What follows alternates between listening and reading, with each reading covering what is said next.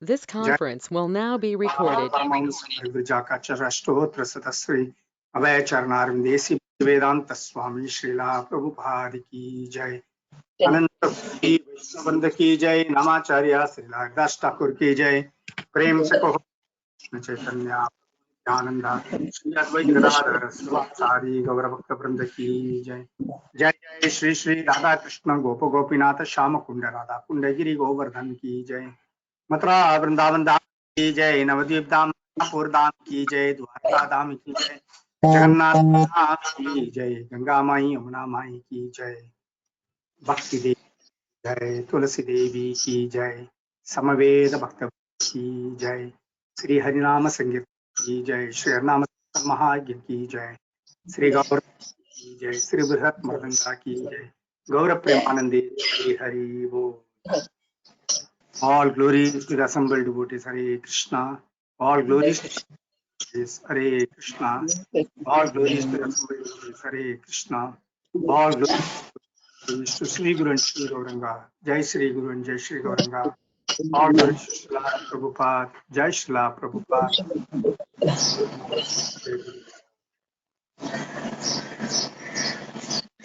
Hare Krishna. Nothing. So, today is our day of. We have finished the second chapter and we are going to attend to all the question answers. There are quite a few questions which have been raised, which have come on the group. I will try my level best to answer the questions. And whatever, if I'm not able to answer, obviously I will find out the answers and let you know. That's not a problem. So before we start the program, just want to request all of you that, there are some members of this group whose family members have been affected by COVID. So for the benefit of everyone, always making a congregational appeal to the Lord is always good, because whenever we make any congregational appeal, it generally works. So what we'll do is, all of us, like last time, we will chant 3 times Hare Krishna mantra for the early recovery of the members of our group who have been affected by COVID. So can I request all of you to please unmute yourself, and we can all together chant the holy names. Can you please all unmute yourself? Yes, but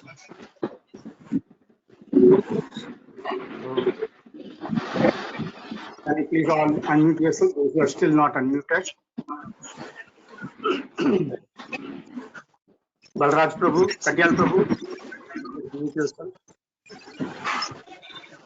yes, but Okay.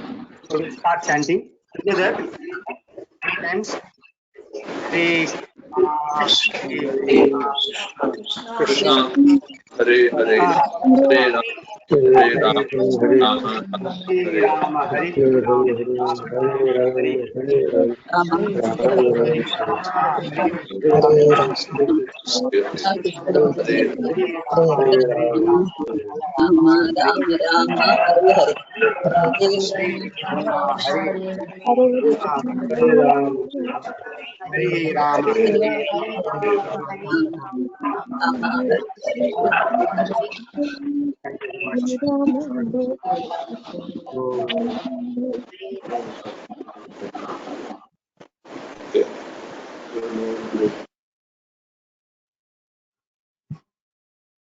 Okay, so we'll get into the question answer. So there are quite a few people who have got questions raised. So what I would suggest is either the concerned person. I'll read out the name of the person who has raised the question. The person can, yeah. I will read out the name of the person. If the person is like, he can switch on his video and ask the questions. The first question is raised by Yogesh Kalra. Prabhuji, would you like to Raise your questions, ask your questions, what you have written. Yogesh Kalra Prabhu. Yeah, I have captured there. I will repeat it. Yeah. What is Krishna consciousness? What is Yeah. the unique quality of work done in Krishna consciousness? What are the various ways of being in Krishna consciousness? How does Krishna consciousness help in our daily life? How does Krishna consciousness help in our journey to final liberation? And something more, you can share any insights on Krishna consciousness. Great. Yeah, captured everything in this. So that's really nice. Okay. What is Krishna consciousness? What is Krishna consciousness? Being constantly conscious of Krishna in our day-to-day life, that is Krishna consciousness. So when we say being conscious of Krishna, what it means is it doesn't mean that all the 24 hours we sit and keep meditating or this chanting Hare Krishna mantra all the 24 hours. That is not possible. So being conscious of being Krishna conscious means where we are, when whatever work we do it in connection with Krishna. For example, a mother is there, she has to take care of the child. She is always conscious of the child. Whatever she is doing, at the end of the day, everything revolves around her child, whatever she is doing. Is it not? So that's because Krishna, the child is running behind her in her mind. So even if she has to go for a shopping or whatever it is, the child has gone to the school, she's free at that time. What she does, before lunchtime, before the child gets back home, she wants to come back home and she wants to do everything, keep ready for the child, especially the lunch, she wants to keep it ready for the child. But when the child has gone to the school in the morning time, she also goes out to do all her other activities. But now and then she remembers that, not that continuously she remembers, now and then she will remember, my child will come back by 12 o'clock.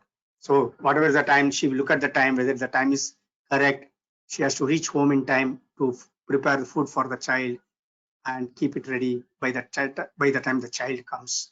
So all these things are there. So she's conscious of the child coming home. So like that way, she's child conscious.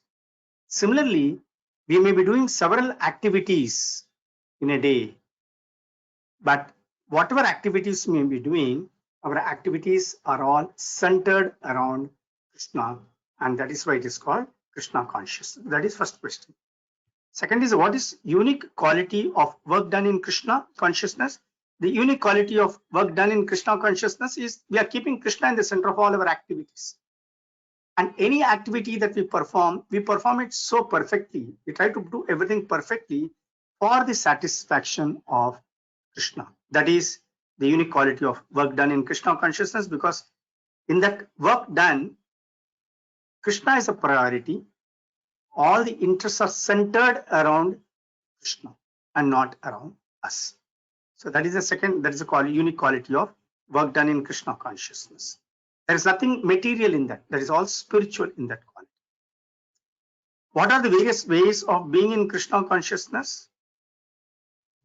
Yeah. What are the various ways of being in Krishna consciousness? Various ways, there are several things, like it starts with Shravanam, Kirtanam, Vishnu Smaranam, the Navavida Bhakti, what has been given. That's one way in which we can be in Krishna consciousness. That's one thing. Regularly listening, putting all our various senses in Krishna conscious activities. That way we can always be in Krishna consciousness. Then apart from that, there are so many things that we may be doing, like we are preparing our food every day, where when we are preparing food, we prepare it for the pleasure of the Lord. We offer it to the Lord as bhoga. So that way we again become Krishna conscious. In short, putting all our senses in the service of the Lord. Let us put it like that. When we do anything and everything for the satisfaction of the Lord, for the pleasure of the Lord, automatically what happens is yeah. So in various ways, we remain in Krishna consciousness. How does Krishna consciousness help in our daily life? How does Krishna consciousness help in our daily life? It will be like this if we put it like this, that we shouldn't think that because I'm Krishna conscious, I won't be facing any difficulties in my life, or it is not that my life is going to be extremely extremely smooth. No, nothing like that. Our life will be like a normal life, what we'll be leading. But the difference is anything and everything, whatever happens, anything, any difficulty comes, any obstruction comes in our life, we are better placed to face it. We are better placed to face it in the sense that when anything, for example, we are all working in the office. When we are working in the office, sometimes things go smoothly for us, sometimes it doesn't go smoothly for us. People who are not in Krishna consciousness, when things don't go smoothly for them, they really get worked up. Not everyone, but majority. They get really worked up. And when they worked up, they do not know how to face the situation. They feel so much down, and all these things happen to them. But a person in Krishna consciousness, what he does is he leaves everything in the hands of Krishna, and he believes completely that whatever is happening is only because of Krishna's grace. If something goes off very well, he thanks Krishna for that. And if something is not going well, then also he thanks Krishna, saying that Krishna is trying to give me some lesson to learn out of this. So that way in our day-to-day life, we become more or less prepared to face all the situations. And that keeps us cool, calm, that enables us to lead a peaceful life. The difficulties are there. Difficulties will be there.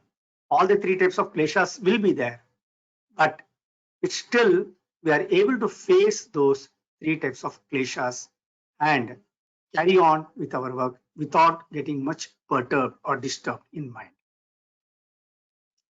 How does Krishna consciousness help in our journey of final liberation? Krishna says in Bhagavad Gita and also in Srimad Bhagavatam in different places, the different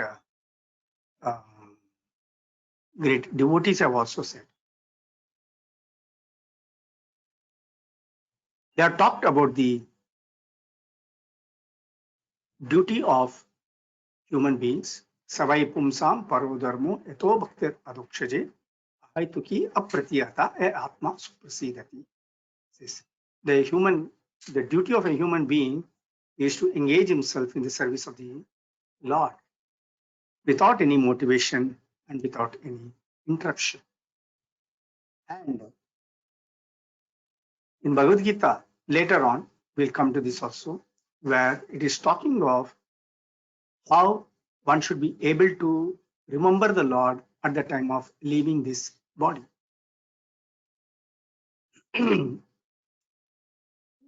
One who remembers the Lord at the time of leaving the body, Krishna says in Bhagavad Gita that such a person attains my abode. Now, if I want to attain the abode of the Lord, then that is something which I need to practice throughout my life. Then only at the time of leaving the body, also I'll be able to remember. Rather, if I want to remember the name of the Lord, or if I want to remember the Lord at the time of leaving this body, all of a sudden I will not be able to remember the Lord at the time of leaving the body. But then if I keep practicing it on a daily basis, then it becomes easy for me to remember the Lord at the time of leaving this body. Because what I do every day, that is what I will do even at the end. If we see what we are doing currently now, we will find that it's not much different from what we have been doing all these years. The same routine follows, everything we keep doing. Wherever our interest is, that's where the interest, even now, today it is there. All these things happen. So we have to keep this in mind. And if we keep on practicing Krishna consciousness in our day-to-day life, then even at the time of leaving the body, we will be able to remember Krishna. So if we practice our Krishna consciousness on a daily basis, then even at the time of leaving the body, we will be able to remember Krishna. So how does Krishna consciousness help in our journey of final liberation? So daily practice of Krishna consciousness enables me to remember Krishna even at the last minute of my leaving this body. We have the examples of Ajamela, where we talked of, and there are also a few others also in Bhagavatam, where they could remember the Lord at the time of leaving the body, because they practiced remembering the Lord throughout their life. Ajamela is an exception, because that's a different thing. But generally, if we practice Krishna consciousness throughout our life, even at the end, we will be able to remember Krishna, and thereby it will help us in our journey of final liberation. Is that okay, Prabhu? Okay. Next is Jaya Ganpati. Mataji is not there. She says excuse us. Thanks a lot. Thank you. Okay. She had to go out somewhere. She said urgently. So it's okay. No, her question is this: in Shloka 69, what does Krishna mean by saying for a wise man, night is day and day is night? Krishna says in Bhagavad Gita, in Shloka 69, again in that explanation, we have to see, in this world there are two types of men. One is people who are totally into materialism, materially dedicated, and the other is materialist and spiritualist. You have got two types of people. Now, the scriptures like Bhagavad Gita, Srimad Bhagavatam, they are talking of something life beyond this life, and how to attain that life beyond this life. What is that life beyond this life? Then these scriptures talk of spiritual abodes, from where we all are supposed to have come down to this material world. All this information is given in the scriptures. And it is also said very clearly that ultimately one has to try to attain to the spiritual abode from where we have all come to this world. It talks also of that. Na bhasyete suryo shashanko na pavakaha tadgatva na nivartante taddama paramam mama. Yadgatva na nivartante taddama paramam mama. Krishna says that once you reach my abode, you don't come back to this material world. But materialists don't believe in this. They believe that they have to keep on working hard. They should work in this world, everything. But Krishna conscious people, what they think, they are aware that there is another world and they have to work towards that and they have to reach that place. So this knowledge, what is there? This knowledge is considered to be Parama Gukhyam, Idam Gukhyam, Rajavidya, Rajaguhyam, Pavitram, Idam Rajavidya, Rajaguhyam, Paramam. I'm missing out. Anyway, it is called Rajavidya. Rajavidya means what? Rajavidya means great knowledge. It is the topmost knowledge that is being given. So this Rajavidya, if it is there, that is considered to be knowledge. And other than this Rajavidya, anything else is there, material activities, material knowledge, that is not considered to be a Rajavidya. That is just a normal Vidya.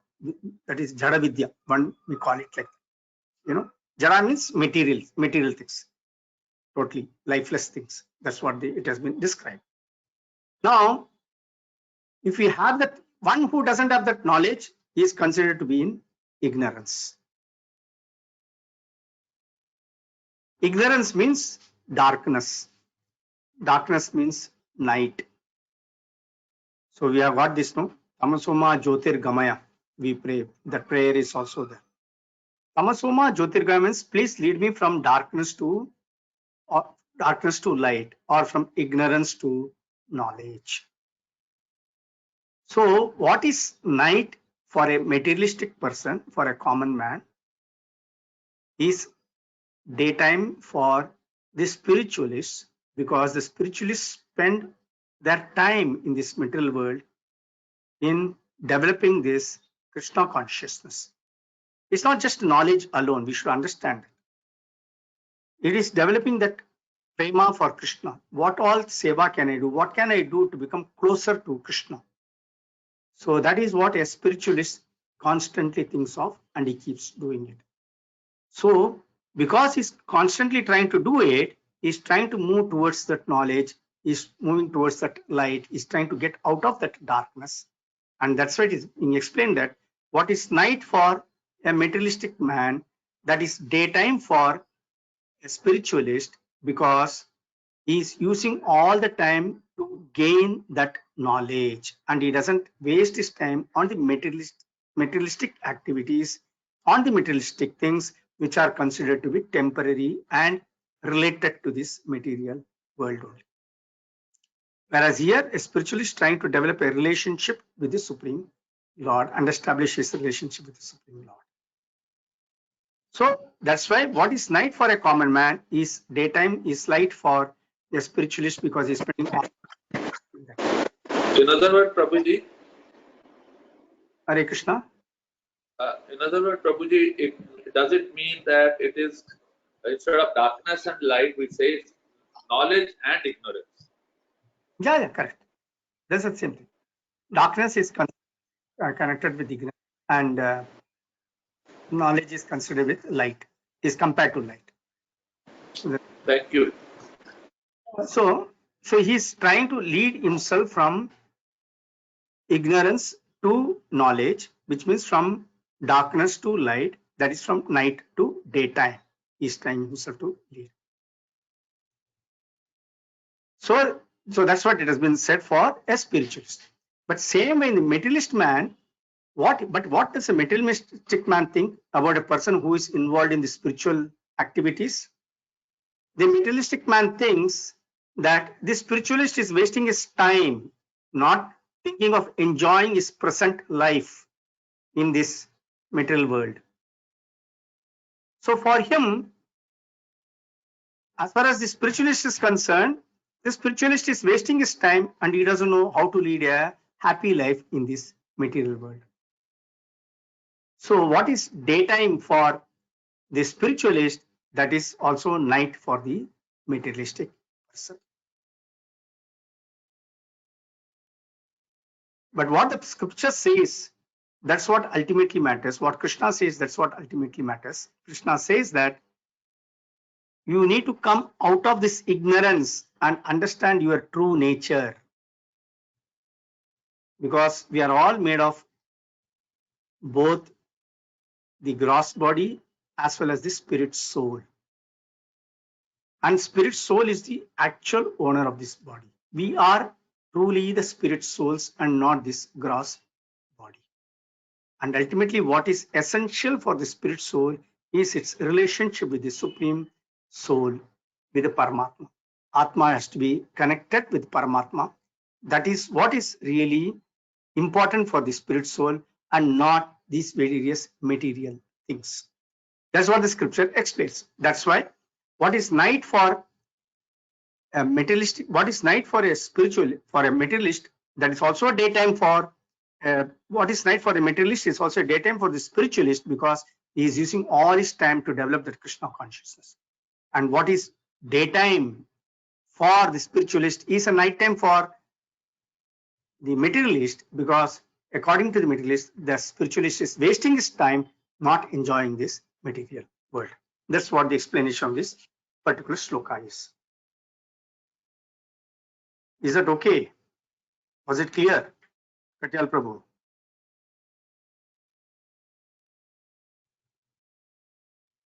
Yes, Prabhuji.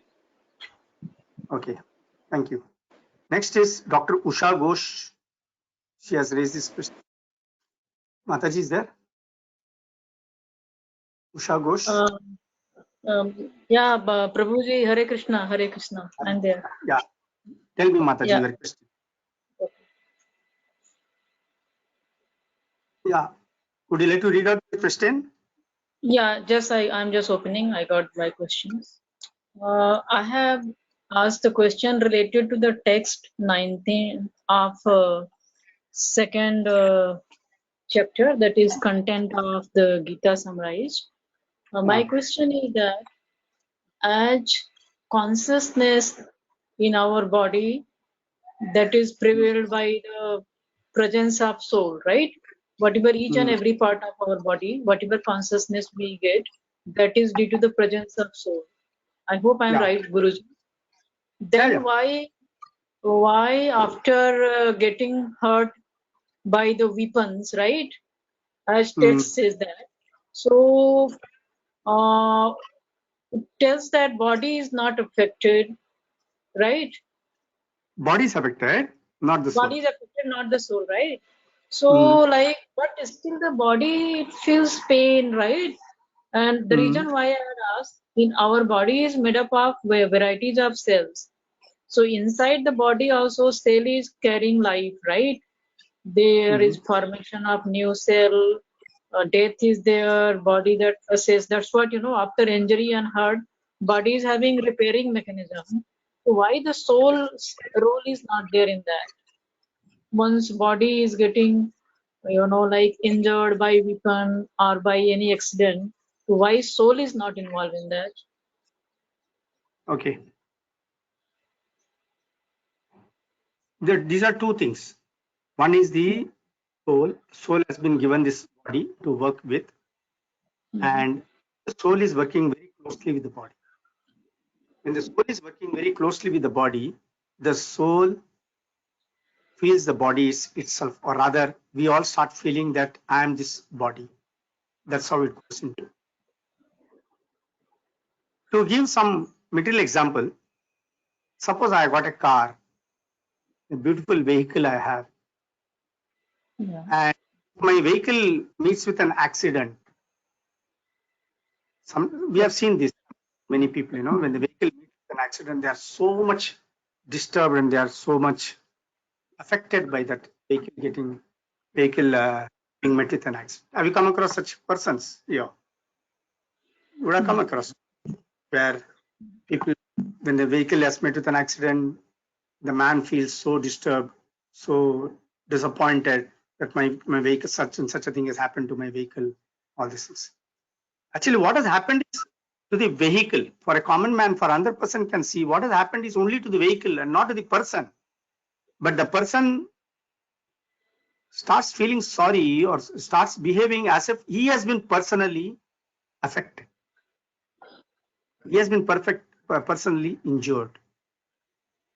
But another person can see that it's actually the vehicle which has met with an accident. There is vehicle which is damaged. Nothing has happened to that person. But still the person is so badly disturbed. Similarly, you carry this understanding further to the body and the soul inside. Soul is independent of the body, in the sense that the soul is not the body. Body is a vehicle given to the soul to carry out different activities. So when something happens to the soul, happens to the body, the soul, because of its so much of attachment with the body, the soul starts feeling that it has been affected.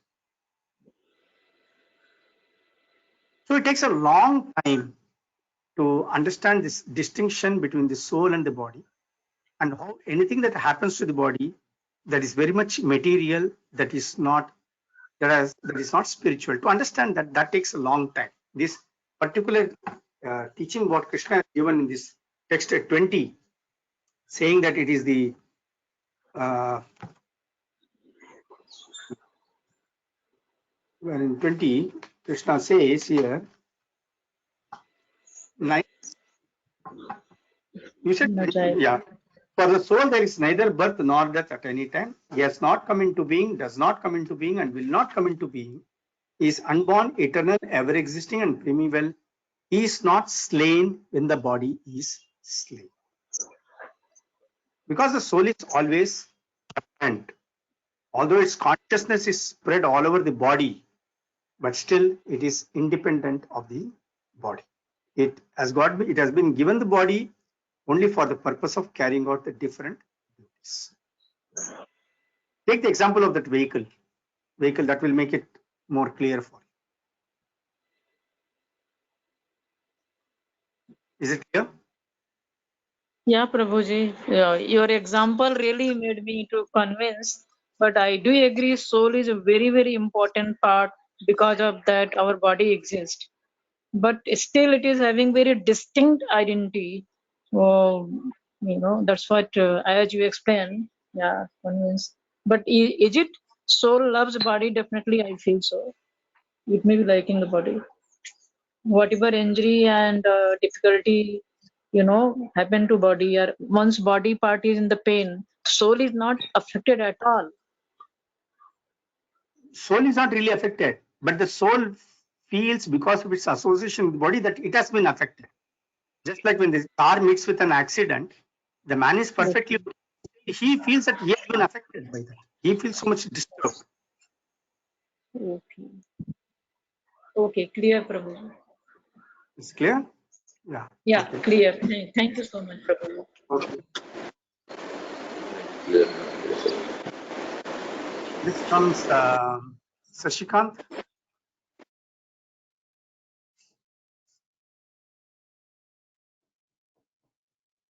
Sashikant is not there. Okay. He said he will ask the question here. Sri Lata, she has asked this question. Hello, Prabhuji. I have a question to ask. My question is, why didn't Lord Krishna try and reform Duryodhana and his brothers with the same teachings of Bhagavad Gita? Why didn't he forgive them and kill the demons of misunderstanding instead? Then maybe that bloodshed could have been avoided in the whole thing. Yeah.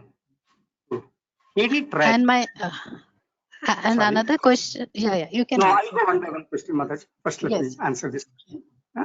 So, yes, he did try. But you see, it's not that because even at that time when Krishna was there, not that everybody was willing to accept whatever Krishna was saying. In fact, it very clearly explains why this material universe was created. Because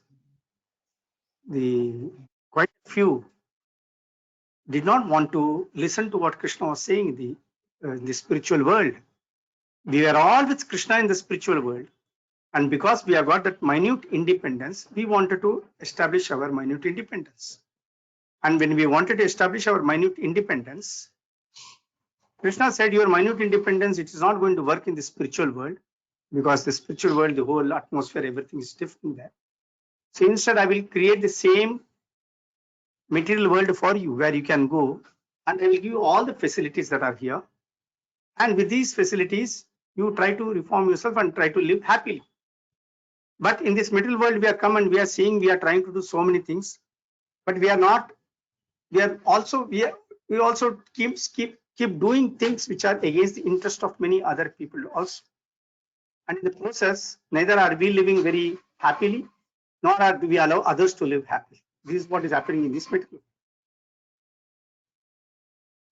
Now here, in this material world also, we have been given this Bhagavad Gita, Bhagavatam and everything. And how many people are willing to accept it? Not many, right? It's very few. It's a minority who accept the teachings of Bhagavad Gita, Srimad Bhagavatam, and take up to Krishna consciousness. Similarly, at that time when Duryodhana was there, Duryodhana was given good counsel by not only by Krishna, but even by Bhishma Deva, Dronacharya. Everybody tried to give him that good counsel, but he was not willing to accept it. Just like we are all into Krishna consciousness. Even if we come into Krishna consciousness, not that we are going to accept everything and that is been given in Bhagavad Gita and to follow all the practices.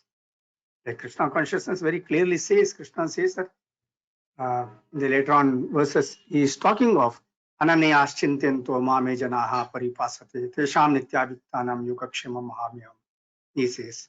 Then he also says somewhere else, Patram Bushpam Balam Toyam Yume Bhaktya Prachati. He says, you offer me a flower, fruit, water, anything. Whatever you are giving, please give it to me with love and affection. How many are willing to do that? that question comes. How many are willing to do that? Many are not willing to do it. No, they have been taught also that it has to be done. So like that, Duryodhana was also taught at that time. Duryodhana did not take it up and did not want to, but he thought that I will establish my own independence. I will follow my mind and I will do it. And finally, in order to re-establish Dharma, Krishna had to finally engage Arjuna in violence. So it is not that Krishna did not try, it's not that Bhishma did not try, it's not that Dronacharya did not try, or Kripacharya did not try. Everybody tried, but Duryodhana was not willing to accept any of these things. Just like in this world, now also, many people are not willing to accept many of the good teachings. They go highly by the materialistic thought processes. That is it. Thank you, Prabhuji. So does he represent the part of the public that needs more, you have to convince them a lot, or, it's like a part of audience that does not believe till they undergo the same or a certain situation. Yes, it takes a lot of convincing. That is no doubt about Yes. it. But they are Yeah. so much attracted by the material activities and material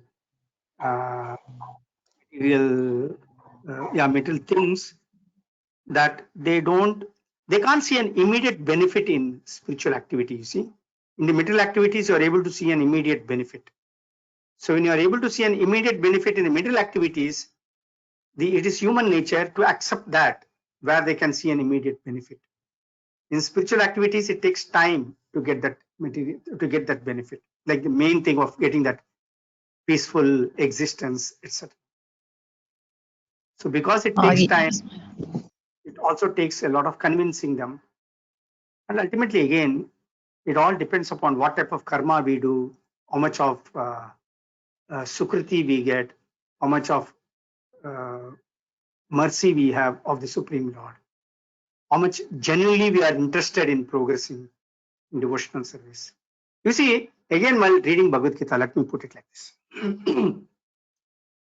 Not everyone who hears Hare Krishna. Bhagavad Gita, not that everyone who listens Prabhuji. to Bhagavad Gita, 1 minute.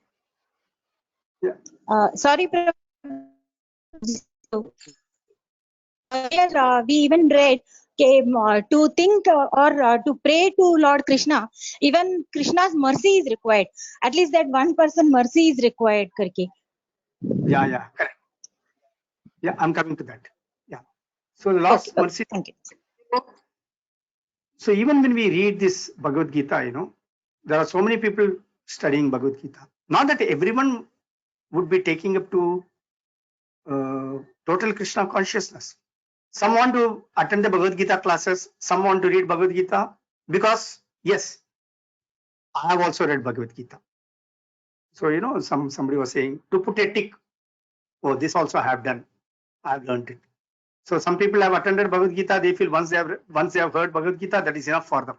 They don't have to really, they have understood it. They believe like that. So that is one class of people. Another class of people who read Bhagavad Gita, who listen to the lectures, who raise questions in order to get that knowledge of Bhagavad Gita. Their objective is to get a knowledge and not anything, nothing beyond that. They just want to get a knowledge. The higher category of people are those who have read who have attended Bhagavad Gita, who have understood Bhagavad Gita, and are interested in practicing Krishna consciousness and get closer to Krishna. That is a higher category of people. So for such category of people, Krishna says, I give them the necessary intelligence to approach me. Tesham satatayuktanam bhajatam priti purvakam dadami buddhi yogam tam enamam upayantite. People who are genuinely interested in approaching me, people who are genuinely interested in knowing me, understanding me, and worshipping me, I give them the necessary intelligence from within by which they can come closer to. So understand, so even although Bhagavad Gita is in the market, not everyone takes it so easily. Yeah. Thank you, Prabhuji.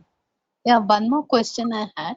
It says that misery people are affectionate towards their family, society, and country. So aren't we supposed to feel responsible towards our family and feel a sense of responsible towards our family, or there is Yes. a sense of emotion attached to it? So does it make us miserable that way? No, not like that. It doesn't make us miserable. We have a responsibility towards our family. We have a responsibility towards our society. We have a responsibility towards our nation. Everything is correct.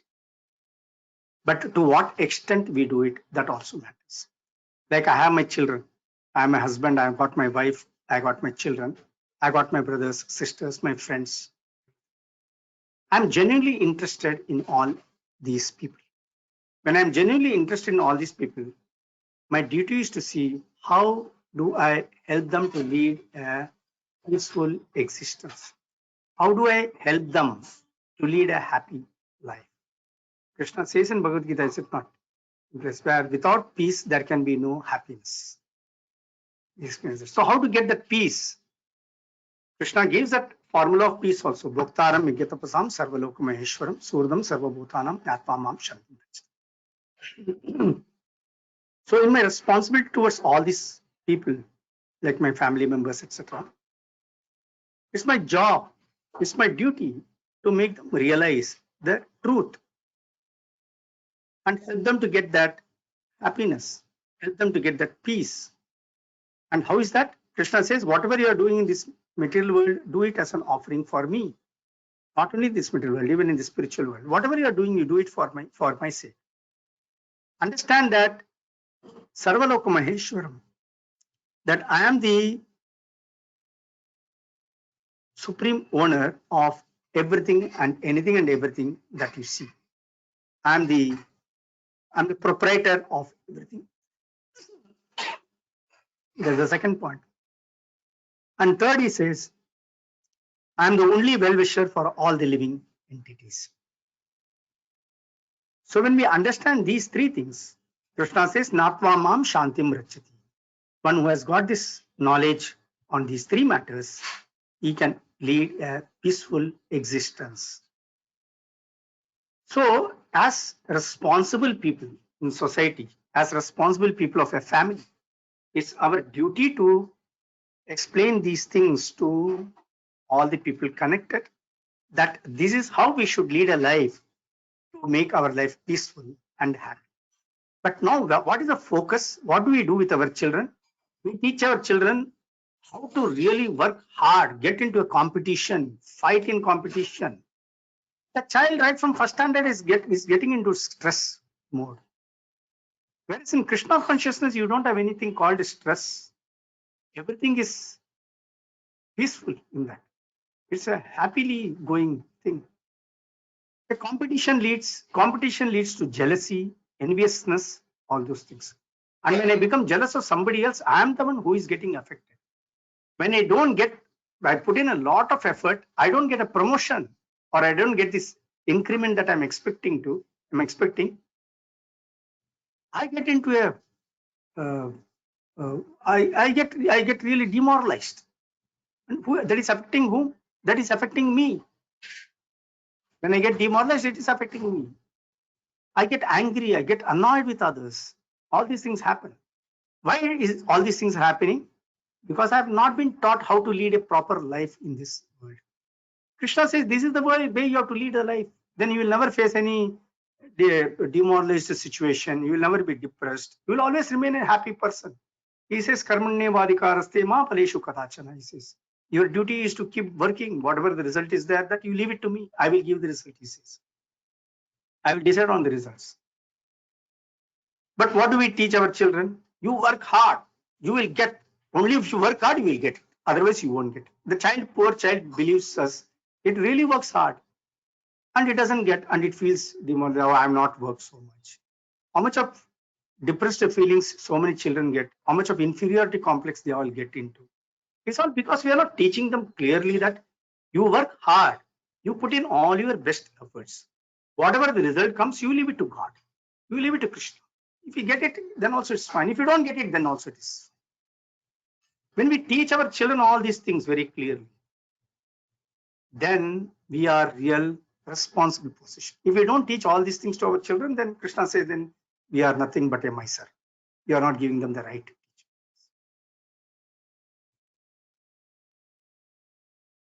Thank you, Prabhuji.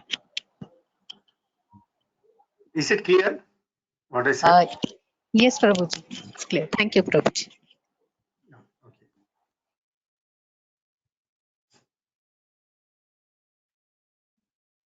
Okay.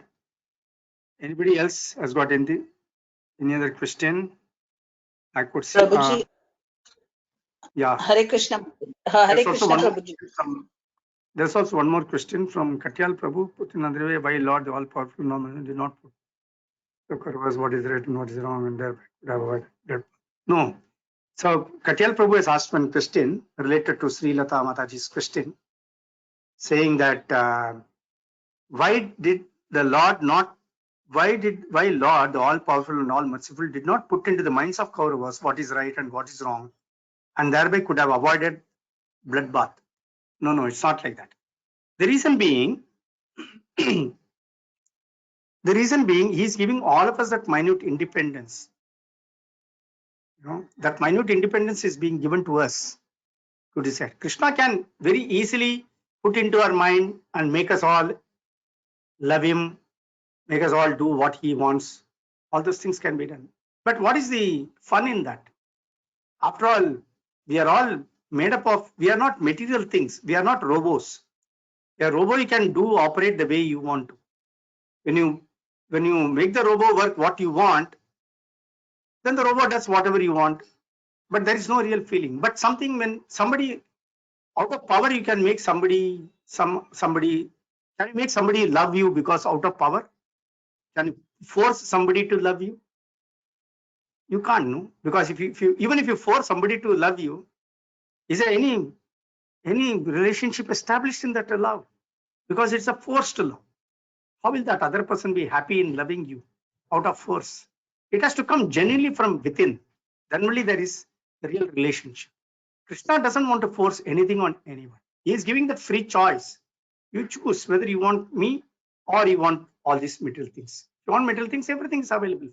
You can take that. There is no compulsion to love Krishna. Krishna doesn't compel anyone to do anything.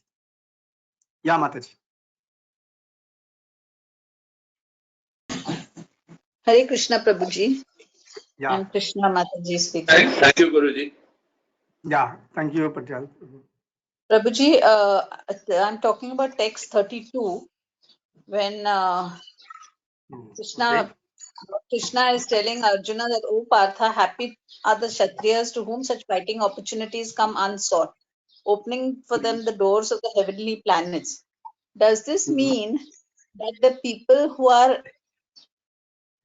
destined to go achieve Vaikuntha Lok are given the opportunity or are given more challenges and are allowed to overcome, like in simple words we say, overcome their karmas and go there? So they are given opportunities. So the people who have the most challenges in life and the people who are most troubled and have the most difficulties, are they actually being given an opportunity to attain by Lord Krishna himself?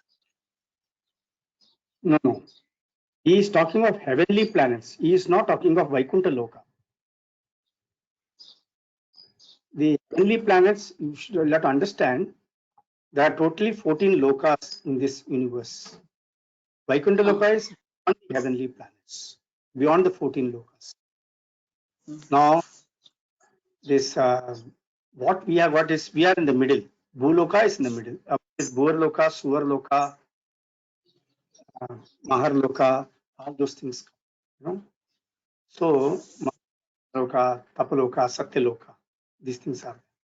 Now, Swarga, what people talk, that is the heavenly planet, what Krishna is talking about. So, you get an opportunity to go to higher planetary systems, higher planets, heavenly planets. It doesn't mean that you go to the Vaikuntha Loka. He is not talking about Vaikuntha Loka. So going for that, one has to only practice Krishna consciousness and do service to the Supreme Lord. For going to Vaikuntha Loka, yes. So attain spiritual world, only through spiritual activities one can attain spiritual world. Okay. Material activities you do, with all the material activities, we will be in one of the 14 lokas only. Material Okay. activities guarantee us going to spiritual world. Spiritual world we can go only when we establish our relationship with the Supreme Lord, not otherwise. And then is that a stepping stone in our further lives to be able to attain Krishna consciousness and reach Vaikunt Loka, Vaikunt with the Supreme Lord? Because as you said, as you attain spirituality, you next life you are born in a better place and it's easier then to go forward. Mhm. So if you are doing all the material activities, very good material activities, you need to go to heavenly planets where you can enjoy the benefit of your good karma. So that benefit is given, but that doesn't guarantee you that you will be able to go back to spiritual. Now, the human form of life is considered to be this Puloka is considered to be the best place from where we can reach Krishna Loka or the Vaikuntha Lokas. That when you go to the higher planetary systems by doing all the various good karmas, you also enjoying in a very nice way in the higher planetary systems. In the higher planetary systems, the duration of life is also very long. So what happens is when the duration of life is also very long, when all the facilities given are also extremely good, so a possibility of forgetting the Supreme Lord. When you are very well placed in life, when you have all the facilities that you need, you don't have any extraneous troubles at all. It becomes sort of, it keeps going. There is nothing. We get into that complacency thinking that because I'm a very, very nice man, because I've done all nice karmas, that's why I got into this nice position. So I don't have to do anything else. Already I'm a good devotee of the Lord. I can also get into what do you call that? Into that wrong or false situation where I believe that I'm really a very nice person. I can also get into. Similarly, when I get into these very, very extremely difficult situations in life, that time also there are chances that I tend to forget the Lord because I'm so much into difficulties that I can't even remember. I'm so sort out my day-to-day problems. There also I forget my Lord. That can happen in the lower planetary system, like Sutala, Talatala, Rasatala, Mahatala, Patala, all these things which are this Bhuloka. People really struggle there. Lot of simple people are put there and they really struggle. Bhuloka is I can see both happiness and distress. Both I'm able to see. Because of I'm able to understand what happiness is. Because of some bitter things only I'm able to also understand what sweet things are. So I'm given an opportunity here to distinguish and understand what is good, what is bad, everything I'm given an opportunity. When everything is good, I can't understand what is bad. Or when everything is bad, I can't understand what is really good. I get into that situation. So human life in this Bhuloka, I've been given an opportunity to understand. Plus, I'm also being given additional knowledge in the form of Bhagavad Gita, Bhagavad, Krishna's teachings. It becomes, I get an opportunity to do Krishna Seva or Krishna consciousness activities and thereby go to spiritual. So human form of life will be the easiest form from where I can go to spiritual world. And even in the human form of life, I'm not expected to do very complicated things to please the Lord. Not at all necessary to do many complicated things. Simple holy name of the Lord, Hare Krishna, Krishna Krishna, Hare Hare, Hare Rama, Hare Rama, Hare Hare. Hare Hare. This simple process will take me to the Lord, because the Lord in Kali Yuga comes in Nama Avatar. He comes in, and when I associate with that name, when I chant the name, I'm associating with that name, and associating with that name purifies me and develops that for the Lord, and with that I can go back to. My process is made very, very simple in this Kali Yuga. That's why Kali Yuga, it has been explained. Kalir dosha nidhe rajan hasti eko mahan guna. Krishnadeva Krishnasya dev Krishnas Kirtanadeva Krishnasya Mukta Sangha Param Vraje. So Sukadeva Goswami is explaining to Parikshit Maharaj. Kalir dosha nidhe rajan. Kali Yuga is full of faults. Is an ocean of faults. Kalir dosha nidhe rajan. Hasti eko mahan gunaha. But there is one silver lining. There is one great quality of Kali Yuga. And what is this? Kirtanadeva Krishnasya. Simply chanting the holy name Hare Krishna, Hare Krishna, Krishna Hare Hare, Hare Ram, Ram Ram. Kirtanadeva Krishna. Mukta Sangha Param Vraje. He says you not only get mukti from this material world, but you are also able to get of the Supreme Lord. He says. Okay. When Prabhuji, thank you so much. Prabhuji, one more question, which is related to, you said ocean of miseries just now. That text 70, I haven't really understood very well yet. A person who is not disturbed by the incessant flow of desires. Last time also I'd asked you this question. I'm sorry, but a little more clarification, please. Yeah. So that's only, yeah. Yeah, please. Sorry. Tell me. Hello. Yeah. What I have understood, what you are saying is you want me to explain that verse, right? Yes, please. 70. That text 70. Yeah. Who's not disturbed by the incessant flow of desires that enter like rivers into the ocean, which is ever being filled but is always filled, can alone achieve peace. So he is saying that the person should be like an ocean, that as all the material desires are filling him up, he should remain like the ocean and calm and not allow these to affect him. Is that what it means? He is giving an example here, Krishna. Okay. Saying that just like the rivers are flowing into the ocean, nothing happens to the ocean. The ocean simply absorbs all the rivers that flows into it. It's only a simile. He's giving an example. So whatever happens, ocean is remaining calm, right? The ocean doesn't overflow because all the rivers are flowing into it. It's still absorbed and it keeps remaining calm. Like that, a person in Krishna consciousness, what happens is, we all know that everybody has a desire. Even a person who is in Krishna consciousness, he also keeps on getting various desires. That is bound to be there. Like I said, desire cannot be curbed. Desire will always be there. But choice is ours whether I want Krishna conscious desires or material desires.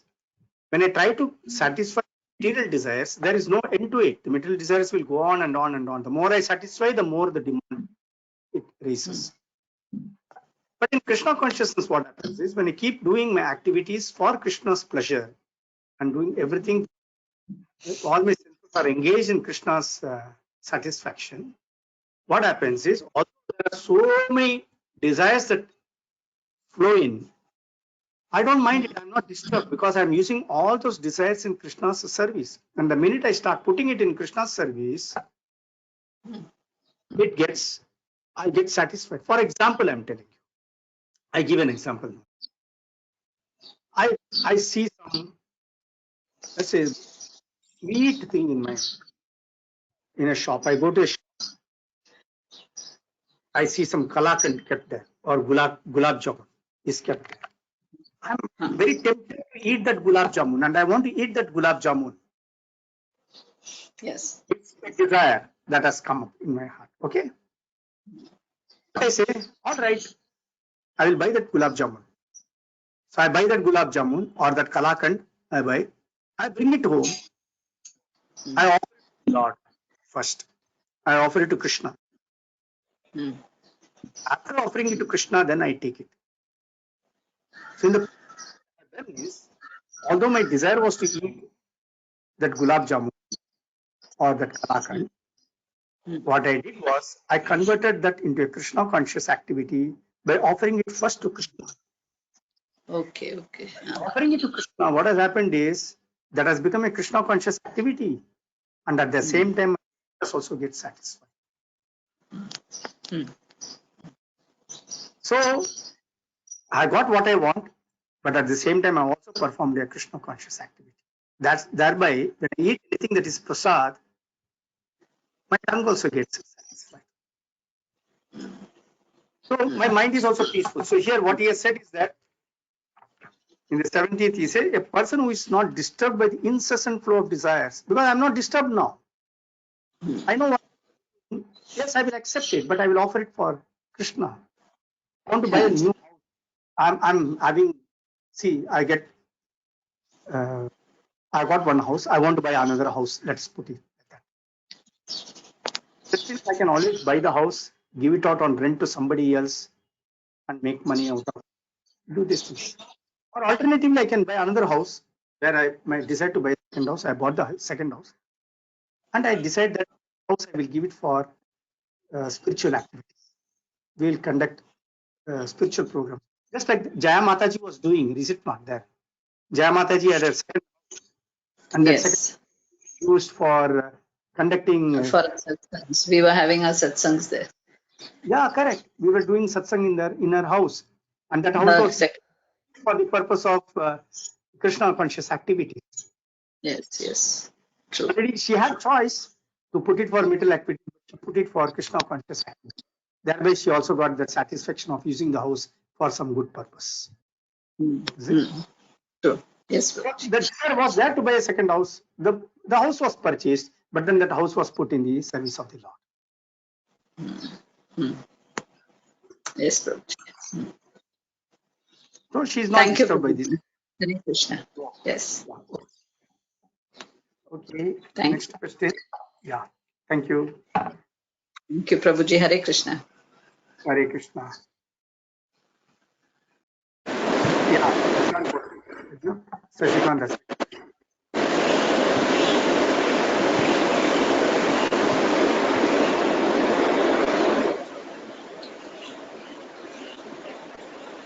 Yeah. Anybody else got any other question?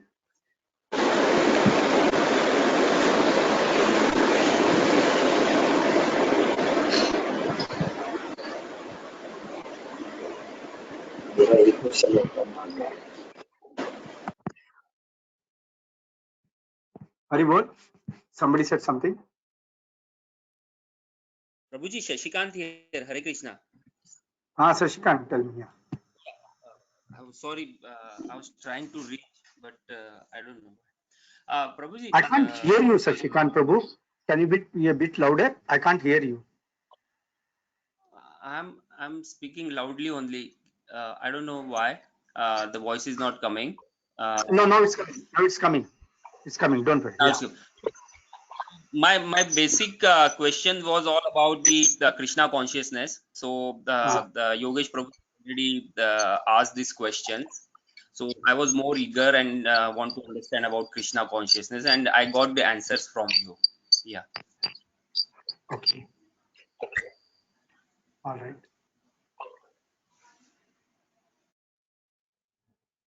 Anybody else? Any other question?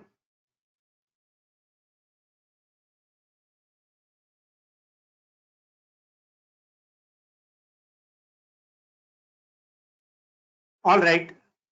So we will end the program for the day. Thank you very much to all of you for raising different questions.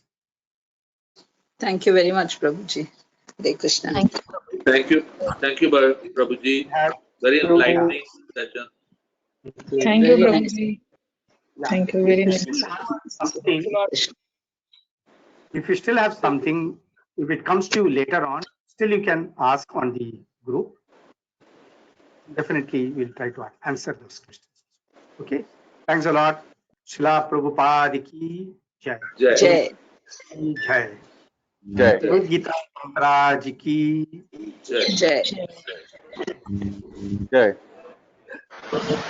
Thank you very much, Prabhuji. Hare Krishna.